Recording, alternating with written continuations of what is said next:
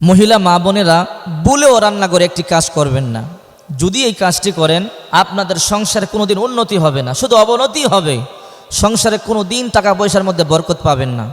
আজকে অনেক পরিবার আছে যেই পরিবারে অনেক টাকা ইনকাম করা হয়, স্বামী কামায় মাসে 50,000, স্ত্রী কামায় 40-50,000, কিন্তু মাস শেষে টাকা খুঁজে পাওয়া যায় না। টাকা ইনকাম করে ঠিকই, কিন্তু টাকার মধ্যে বরকত নাই। একটাই কারণ, ওই ঘরে সুন্নত নাই, নবীজির সুন্নতের আমল নাই। যদি ওই ঘরে সুন্নত থাকতো এর মধ্যে বরকত থাকতো।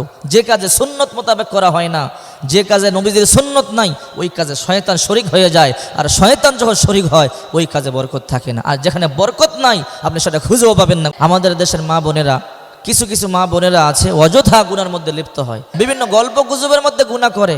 আমি আপনাদেরকে বলি, যখন আপনারা রান্না বান্না করেন, অনেক সময় পার করেন, অযথা গল্প গুজব করবেন না। রান্না বান্নার সময় গান শুনবেন না। আপনি যদি অযথা গল্প গুজব করেন, গান শোনেন, সুন্নত মোতাবেক রান্না বান্না না করেন, তাহলে তো আপনার সংসারে বরকত হবেই না। কিছু আমল শিখেন। যখন রান্না করে ঢুকবেন বিসমিল্লাহ বলে ঢুকেন, সালাম দিয়ে ঢুকেন, কয়েকবার দুরূদ শরীফ পড়ে আপনি রান্না বান্না শুরু করেন। যতক্ষণ পর্যন্ত আপনি বিসমিল্লাহ বলে তরকারি কাটবেন, রান্না বান্না করবেন, ততক্ষণ পর্যন্ত আল্লাহর পক্ষ থেকে সওয়াব দিতেই থাকবেন। সুবহানাল্লাহ জোরে বলে।